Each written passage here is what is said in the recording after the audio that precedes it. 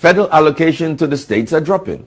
I want them to drop even further so that greedy politicians will not want to run for office, and only the more credible ones will want to run.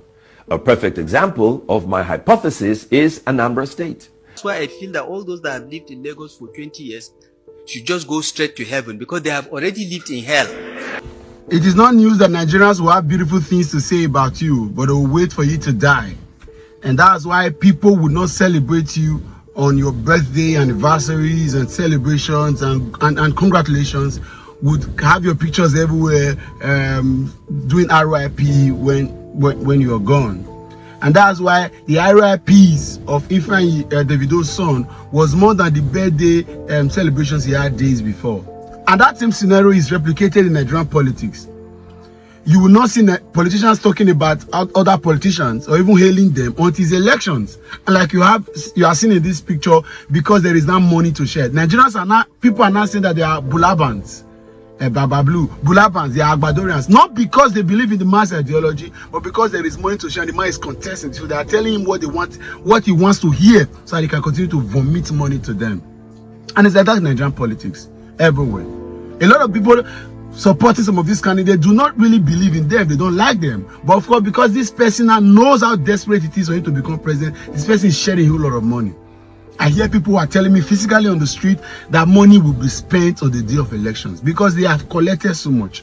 Money, you see, money was defeated in the Edo State election of 2020. Money was defeated again in February 2023. When I write it down, I said so.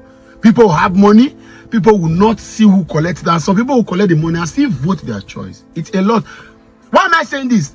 You keep hearing Nigerians talking about people when it's time for election, but if you want to really know a mass character, go back in history and check the mass record. Go and check what people have been saying about him, who has been talking about him, and the specific things they have been saying. We never heard that Tinubu Lagos was heaven until it became time for 2023 elections, antecedents.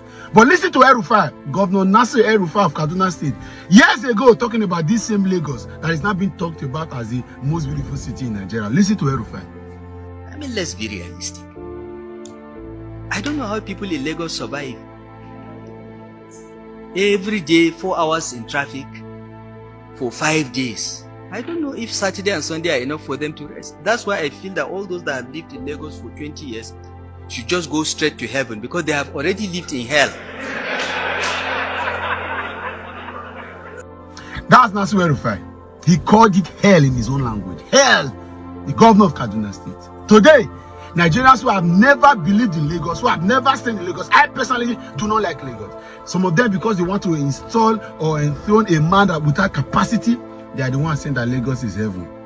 But look at the rich testimony of how a man should live is what Peter Obi has from Ben Bruce, who is an opposition member, who doesn't believe in him currently as I speak, but then he believed in the ideology. He listened, he watched, he was keen in the governance style of Peter Obi, and he credited him with 2 videos that you're about to watch now. As you're watching this video, please share. Let us keep telling the people, you know, the beautiful thing about us, because we are saying the man that has character, competence, commitment, capacity, we cannot run out of steam. There's content to share. But look at them, they're only attacking our candidate now because there are no more content. As you watch this video, please share this video. Let it go viral as much as possible. Let the whole world hear what an opposition Ben Bruce said about Peter Obi's Anambra State years back, and how there was Lagos then. He told all that state in this country to go and learn from what's happening from Anambra. This video is, even if this one I have done for this year, I think I've closed for the year. Watch this video, share it, let it go viral as possible. Peter Obi is better. Could possibly get out from the oil boom and bust cycle. Anambra is not an oil producing state and does not have oil in commercial quantity, yet it does not take loans or owe worker salary. According to the United Nations, Anambra has one of the lowest poverty rates in Nigeria at 11.2%, which places her ahead of 33 states. Anambra and other southeastern states lagged in education and had poor boy-child school enrollment. But today, Anambra leads the nation in WASC results. For the past 3 years, Anambra has had over 60% pass rates in the West African Senior School Certificate Examination. They have made the best improvements in education in the whole nation, and the state government even supports private schools financially. But look at these states that thrive by depending solely on federal allocation. They are broke, cannot pay salaries, and are so debt-ridden, banks will not lend them any more money. Worst of all is that these states are performing woefully in education. There is something to be learned from Anambra. Is it their policy? Is it their budgeting practice? Is it their sense of community? Whatever it is working. The federal government and other states should study what Anambra State has been doing right and replicate it nationally. Anambra proves that Nigeria does not need oil to thrive. What Nigeria needs to thrive is education. What is under the ground of this nation is nothing compared to what is between the ears of our people. My name is Ben Murray Bruce, and I just want to make common sense. Federal allocation to the states are dropping.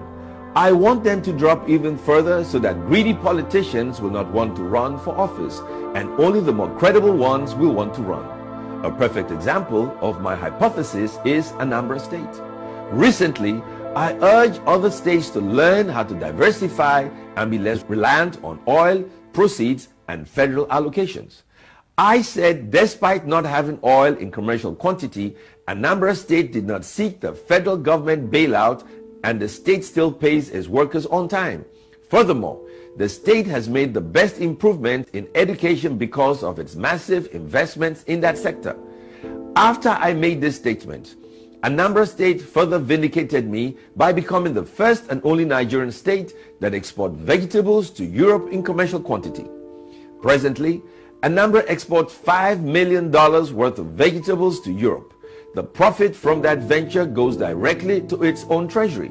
But the peculiar thing about Anambra is that it has one of the highest population densities in Nigeria and suffers from massive land erosion, leaving it with very little arable farmland. Now, if Anambra, with limited land, is exporting food to Europe, then larger states have no excuse for being dependent on federal government allocation. What is it that Anambra has that other states do not have? They have more land than Anambra. They have more people than Anambra. They have received more from the federal government than Anambra. I will tell you what Anambra has, and Anambra has good leadership. Followers find fault. Leaders find solution, while great leaders find both. Anambra is an example for what can happen if we quit blaming each other and start aiming at solutions. And that is why I want federal allocations to drop so that all states will attract the type of leadership that Anambra currently has. My name is Ben Murray Bruce, and I just want to make common sense.